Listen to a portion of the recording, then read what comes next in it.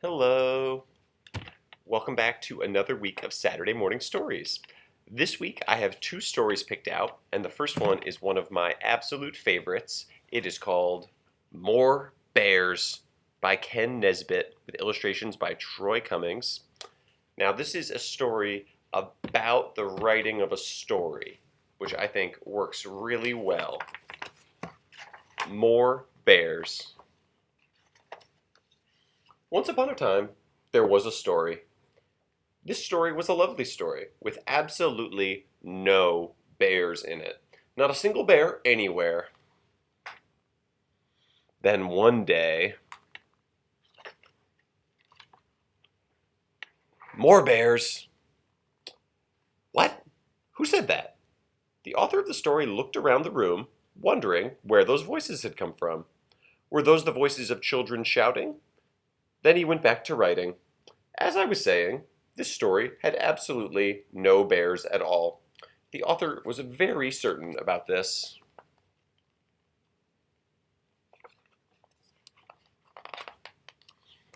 More bears! The author tried very, very hard to ignore the children who thought that the story ought to have more bears. Fine, the story had a bear. It was a cute little baby bear, strolling through the book, looking for more bears. Now hold on a second. The author of this story knew exactly how many bears it should have, and the author insisted there should only be more bears. Two bears. There. Happy now? An adorable, cuddly-wuddly little baby bear named Mr. Fluffy, and his mama bear, Stella, who always wore a yellow hat. Now it happened that Stella and Mr. Fluffy, like all bears, were especially fond of more bears. More bears. Of course. The author was just thinking that. The author was thinking that, just to keep everybody happy, this story should have a papa bear, whose name, by the way, was Captain Picklehead, and a bear named Uncle Sheldon, who was bald and loved to play the ukulele. Now, where were we? What do you think? Is that enough bears? Oh, yes. More bears. Stop that. How many bears do you want this story to have, anyway? Do you really want to hear about Bobcat Sam, the bear who rode a pony, and Admiral Haversham, the English dancing bear, and Excellent Steve, the bear who just wanted to surf? You do? Wow, why didn't you say so? In that case, the author suddenly decided that what this story really needed was... What do you think does the story need more of? More bears! Yes, yes, yes, more bears.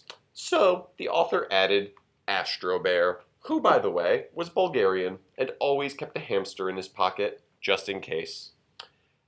And then the author put in three more bears named Lester, Chester, Esther, and Floyd. Wait, that's four. Oh, well, four is okay, because, after all, this story really needed, what do you think? More bears.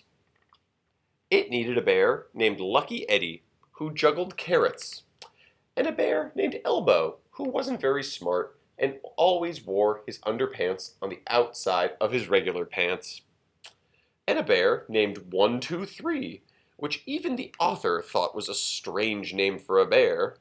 And since this probably wasn't enough, let's look at these pages real quick. The author added even, what do you think it's going to be? More bears. The author added 6 bears on tiny pink bicycles, 2 bears reading comic books, 1 bear flying across the page in a cape and lederhosen, 3 more bears swinging through trees on vines, a bear in a yellow submarine, several bears making cupcakes, and an entire team of firefighting bears running across the page with hoses, ladders, and party balloons. There is a lot of bear activity on this page. Do you see all those things described? Bears on little pink bicycles.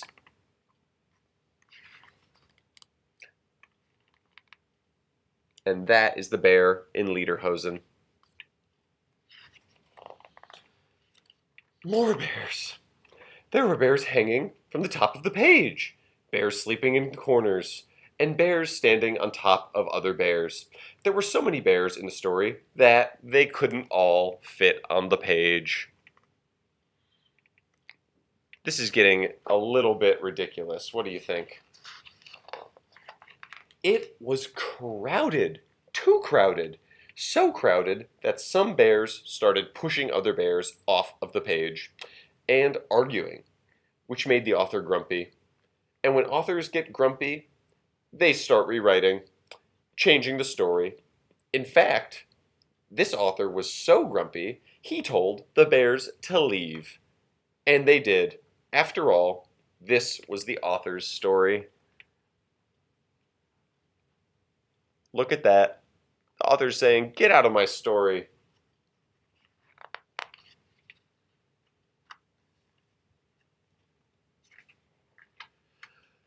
They walked off the page. They rode off the page. They swung, surfed, danced, climbed, ran, and even somersaulted off the page. Because there were so many different kinds of bears, so many different ways of getting into the story and off of the page.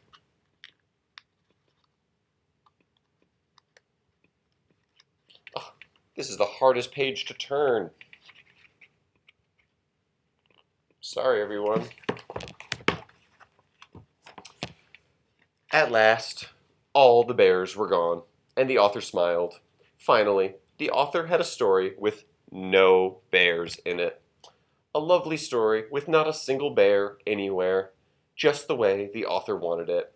Because, you see, the author was quite certain that this story should have absolutely more chickens. I didn't see that coming. Well, I hope that you liked more bears. That was silly, wasn't it? The next story I have picked out is a little more serious. It is called Smile, Sophia. It is by Skylaar Amann.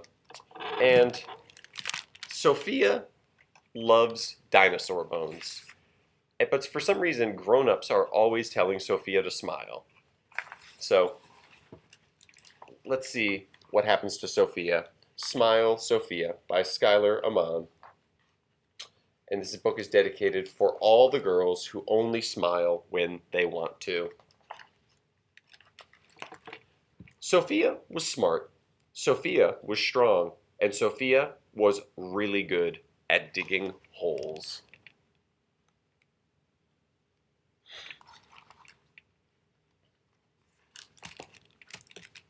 I'm having trouble turning pages today. But no one cared.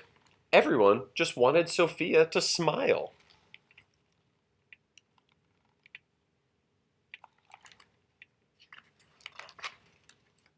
Sophia knew a lot about shark teeth and old fossils and strange, hard-to-find, mysterious bones like the ones from the megalodontus Scoulosaurus.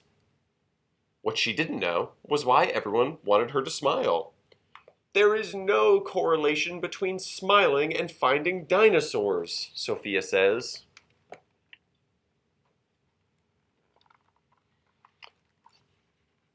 Do you know what a scowl is? That's kind of like the opposite of a smile, which I think is why the dinosaur in this book is the Scoulosaurus, the Megalodontus Scoulosaurus.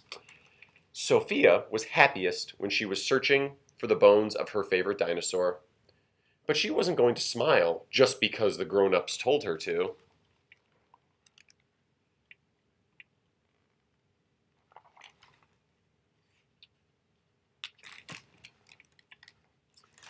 "I'll smile when I want to," Sophia said. Put away that dirty trowel and pickaxe, her mother said as Sophia got ready for school. Sophia put away her trowel, but there was no way she was giving up her pickaxe. I need my tools, Mom, Sophia said. The only tool you need right now is a pretty smile, sang her mother. But Sophia did not smile.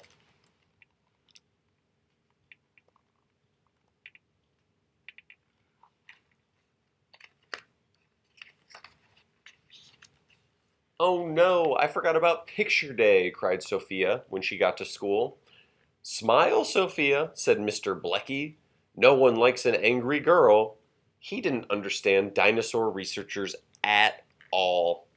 I'm not angry, said Sophia, but she couldn't think of a good enough reason to smile. Photos were boring anyway, unless they were pictures of dinosaur bones.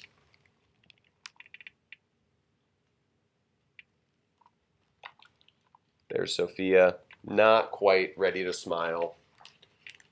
At the science fair, Sophia set up her project.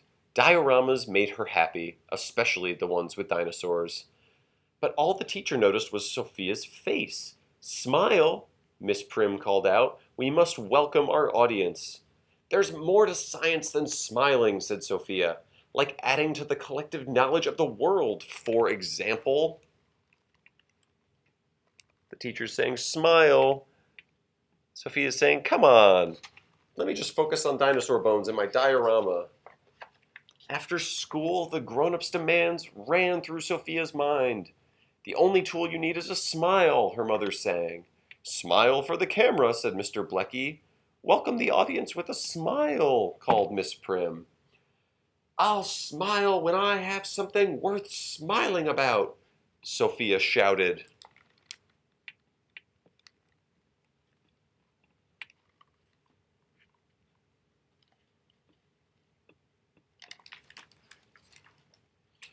Sophia ran to her dig site. Nothing made her feel better than digging for dinosaurs. But still, Sophia did not smile. After all, paleontology was serious business.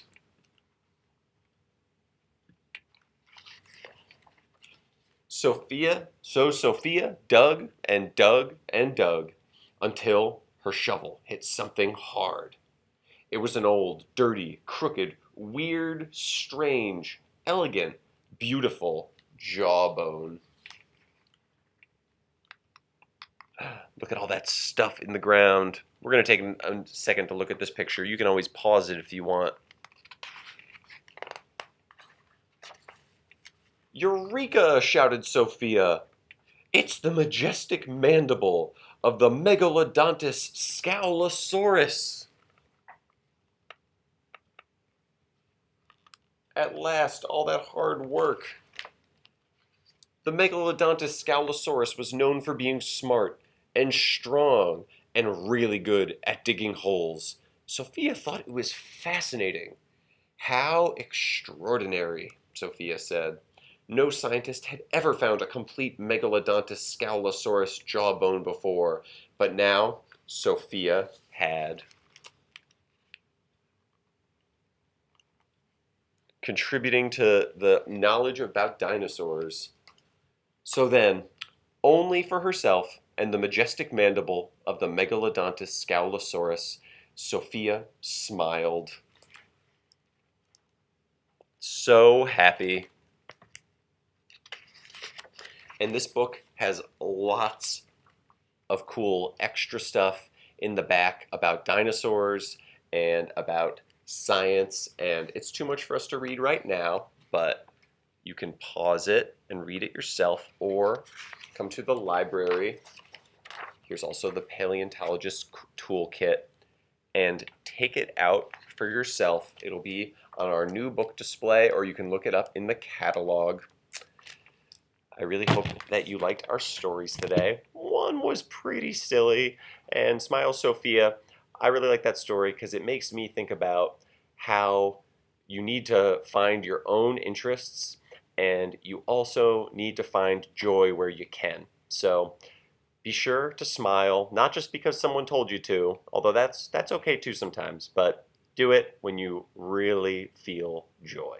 All right, we'll see you next time.